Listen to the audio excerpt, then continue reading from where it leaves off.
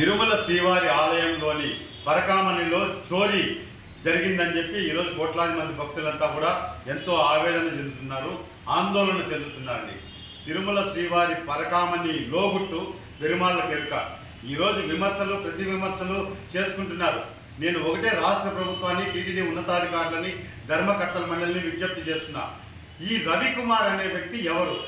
ఈ రవికుమార్ అనే వ్యక్తి ఏ మఠంలో ఎన్ని సంవత్సరాలుగా సేవకుడిగా పనిచేస్తున్నాడు? అతనిని తిరుమల శ్రీవారి ఆలయంలోని పరకామణికి ఎప్పటి నుంచి డ్యూటీలు వేస్తున్నారు?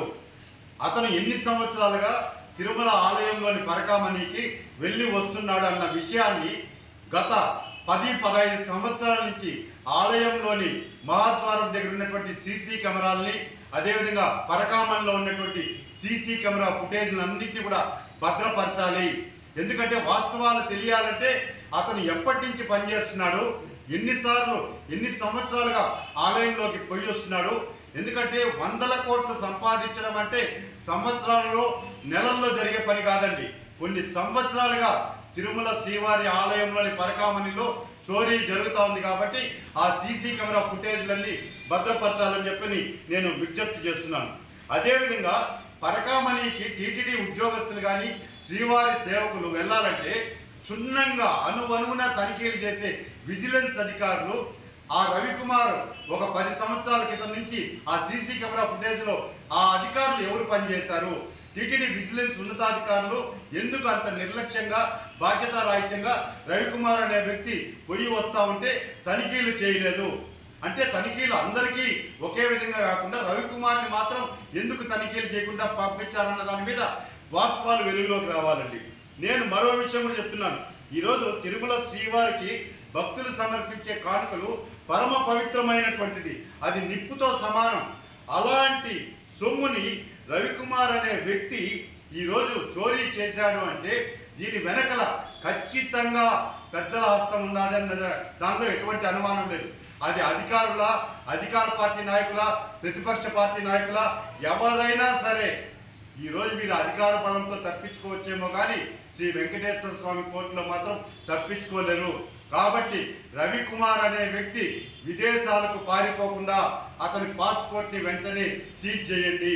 అదేవిధంగా వాళ్ళ కుటుంబ సభ్యులకి, రవికుమార్కి రాష్ట్ర ప్రభుత్వ చొరవతో పోలీసు భద్రత కల్పించండి. ఎందుకంటే ఇంత పెద్ద ఎత్తున చోరీ జరిగింది కాబట్టి హైకోర్టు ఆదేశాలతో సిబిసిఐడి ఎంక్వైరీ జరగబోతోంది. అదేవిధంగా రాష్ట్ర ప్రభుత్వం కూడా సిట్కి ఆదేశించమని చెప్పి చెప్తా ఉన్నారు. మరోపక్క ప్రతిపక్ష పార్టీలు కూడా సిబిఐ విచారణకు ఆదేశించండి అని అంటున్నారు. కాబట్టి ఈ గందరగోళానికి అంతా కూడా కారకులైనటువంటి వ్యక్తి రవికుమార్. కాబట్టి అతనికి ఎటువంటి ప్రాణహాని జరగకుండా అతనికి పోలీసు భద్రత కల్పించి అతని విదేశాలకు పారిపోకుండా చూడాల్సిన బాధ్యత కూడా ప్రభుత్వం మీద ఉండాలని చెప్పి నేను విజ్ఞప్తి చేస్తున్నాను. ఎందుకంటే పరకామణి చోరీలో వాస్తవాలు వెలుగులోకి రావాలి. దీని వెనకలు ఎవరున్నారు? మఠాధిపతులు. ఈరోజు వాళ్ళ దగ్గర సేవకులుగా పనిచేసినటువంటి వ్యక్తి ఇంత పెద్ద తప్పు చేస్తే ఖచ్చితంగా ఎవరైతే ఆ మఠాధిపతులు ఉన్నారో వాళ్ళని కూడా ఈ కేసులో విచారించాల్సినటువంటి బాధ్యత ఉంది. వాళ్ళు ఒక్క వ్యక్తి ఉన్న ఫలంగా రోజు రోజుకి నెలకి కోట్లు సంపాదిస్తూ అక్రమ ఆస్తులు పెంచుకుంటూ పోతున్నాడంటే ఆ సంరక్షణలో ఉన్నటువంటి మఠాధిపతులకు కనీసం తెలియడం లేదా? అతను ఏ విధంగా సంపాదిస్తున్నాడు? ఆలయంలో పోయొచ్చి ఎన్ని ఇంకా విలువైనటువంటి వస్తువులు ఏమైనా ఎత్తుకొని వెళ్ళిపోయాడా అన్న వాస్తవాలు కూడా వెలుగులోకి రావాలి అంటే ఖచ్చితంగా రవికుమార్ని వెంటనే సిబిసిఐడి అధికారులు కస్టడీకి తీసుకొని అతని కుటుంబానికి రక్షణ కల్పించి అతని పాస్పోర్ట్ అన్ని కూడా సీజ్ చేస్తే అతి త్వరలో వాస్తవాలన్నీ దీని వెనుకలు ఉన్నటువంటి సూత్రధారులు, పాత్రధారులు అందరూ కూడా వెలుగులోకి వస్తారు. వెంకటేశ్వర స్వామి అనుగ్రహంతో ఖచ్చితంగా శ్రీవారి సొమ్ము, పరమ పవిత్రమైనటువంటి సొమ్ము మళ్ళా తిరిగి వెంకటేశ్వర స్వామి ఖాతాలోకి వస్తుంది. దోషులు ఖచ్చితంగా శిక్షించబడతారు. తప్పించుకునే ఆస్కారమే లేదు. గోవిందా గోవిందా గోవిందా.